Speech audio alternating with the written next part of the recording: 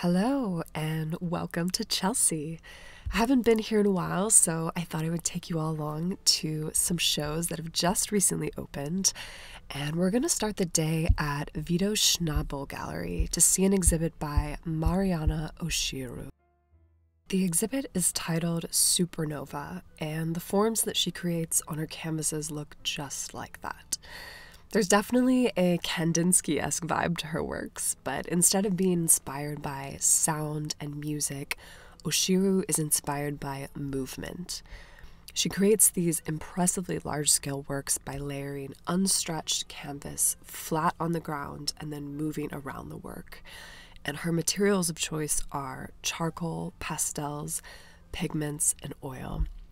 And Oushiro is quite a young artist, actually. She was born in Brazil in 1992, and she's now based in New York, and this is excitingly her first solo exhibition. So many congrats to her. That's a very impressive feat at any age.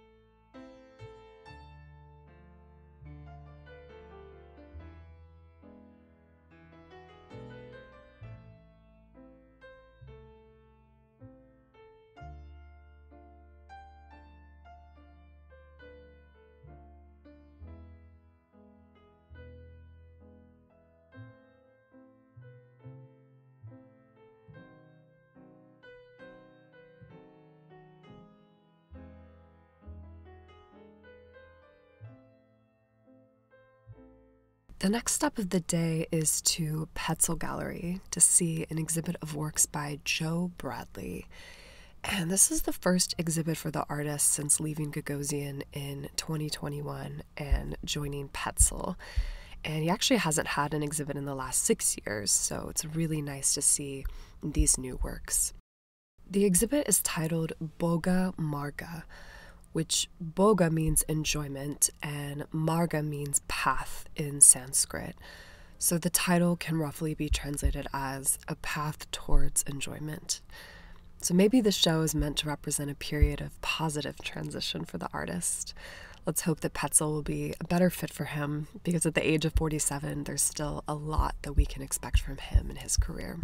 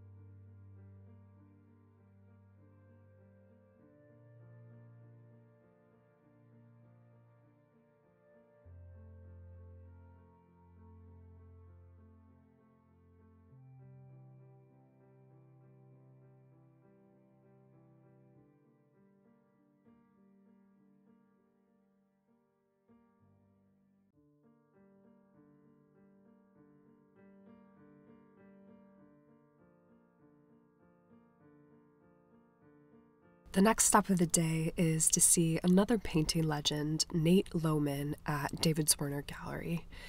And the exhibit is titled Let's Go, and it features a series of disaster works, or paintings that depict hurricanes hitting the U.S.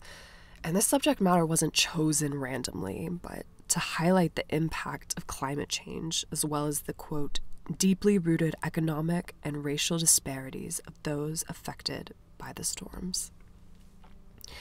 And Lowman began painting these hurricane satellite images back in 2017 and started revisiting the series during the pandemic when he was reminded of how disaster unproportionately impacts those of lesser means.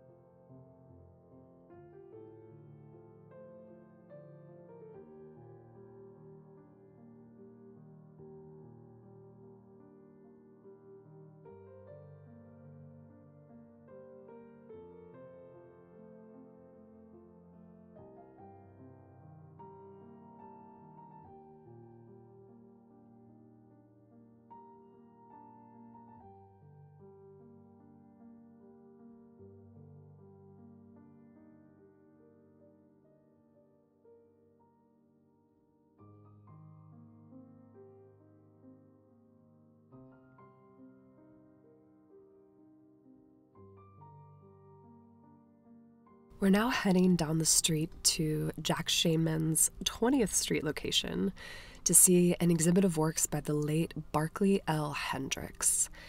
And at first glance, it's honestly hard to believe that these works were created in the late 1960s because their subject matter feels just as fresh and relevant today.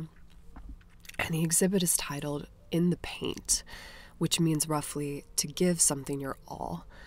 And this title speaks to the career of Hendricks and how he really gave it his all early on. He created these basketball paintings in between his time at the Pennsylvania Academy of the Fine Arts and Yale University. And although he created these iconic works early on in his career, they'd really go on to shape not only the rest of his career, but they'd be an inspiration to so many others as well. And the gallery states that, quote, "The paintings are a formative study of minimalism, an investigation of light, color, line, and geometry, based in the shapes of the game and inspired by Hendricks' own love of basketball and its presence in his community." And these paintings are significant because they were made at a time when If you were a part of the minimalism movement, you created abstract work that focused on light and color and line and geometry. But Hendricks was doing something revolutionary where he was combining minimalism with figurative painting, which was a rebellious thing at the time.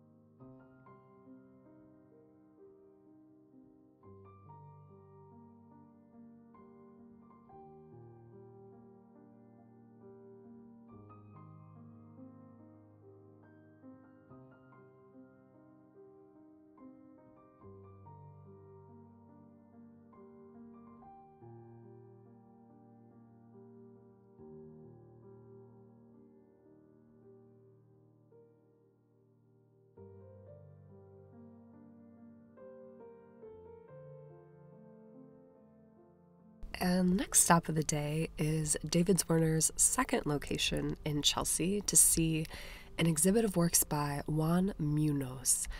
And the title of this exhibit is 7 Rooms, and that's because it features 7 key installations spanning Muñoz's career.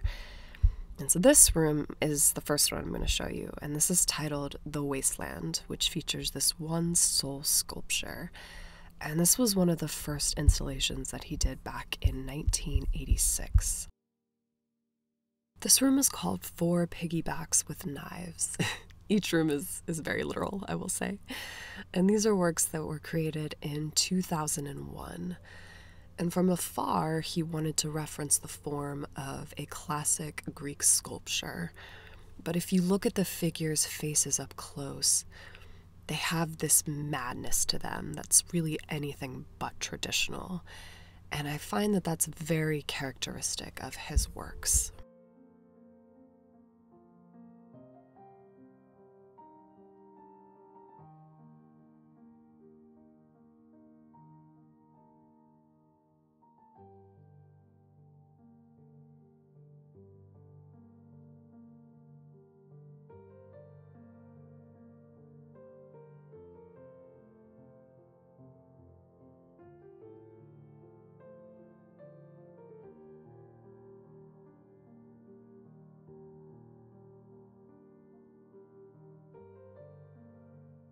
The last room we're going to see is called Hanging Figures, and this work was inspired by circus performers, and specifically Edgar Degas' work titled Miss Lala at the Cirque Fernando.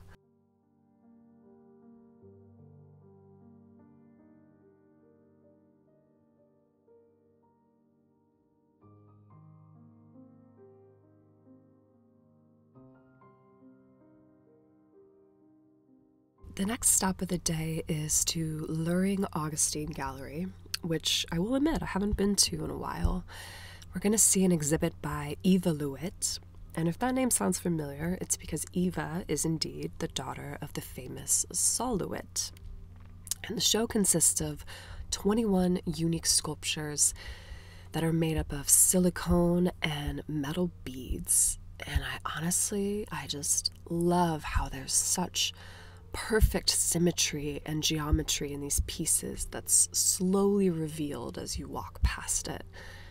I really love how she's embraced a similar movement to her father in terms of minimalism, but she's really found her own technique and voice as an artist.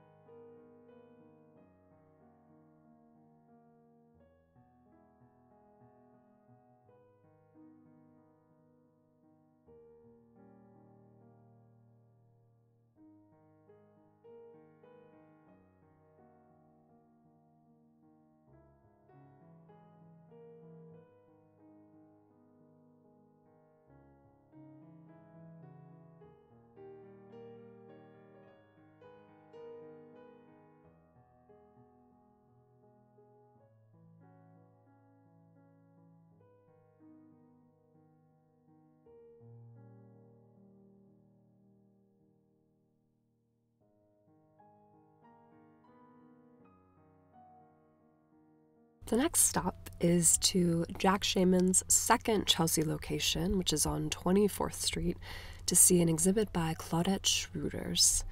And this exhibit is titled Doubles. And these works were inspired by isolation from the pandemic that many of us experienced over the past few years. And the dual figures, whether they be in the carved sculptures or the drawings on the walls, they represent having to really be one's own company.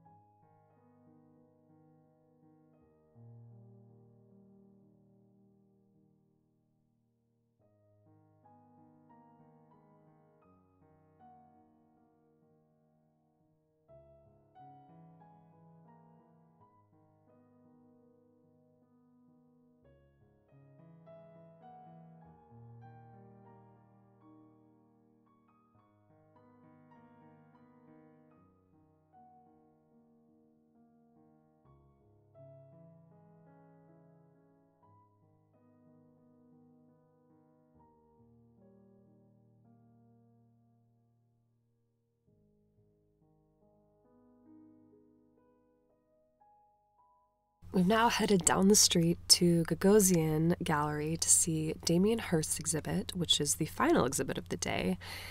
These works are a continuation from Hirst's exhibit back in 2017 in Venice, which was titled Treasures from the Wreck of the Unbelievable. And this was a huge exhibit where Hirst features works that have been salvaged from a shipwreck. Of course, all of this was fabricated for the exhibition's narrative, and this explains why in this exhibit, every Disney character is covered in pieces of coral, so that it appears as if they were salvaged from a ship that wrecked long ago. And the sculptures are made from pink Portuguese marble and white Carrara marble, which are both extremely expensive. And this is a very intentional choice by Hirst in order to create questions in our mind about what really makes something valuable. And he's also kind of poking fun at how the art world often views the pop art aesthetic by mixing these really commercial Disney characters with such a high and elevated material like marble.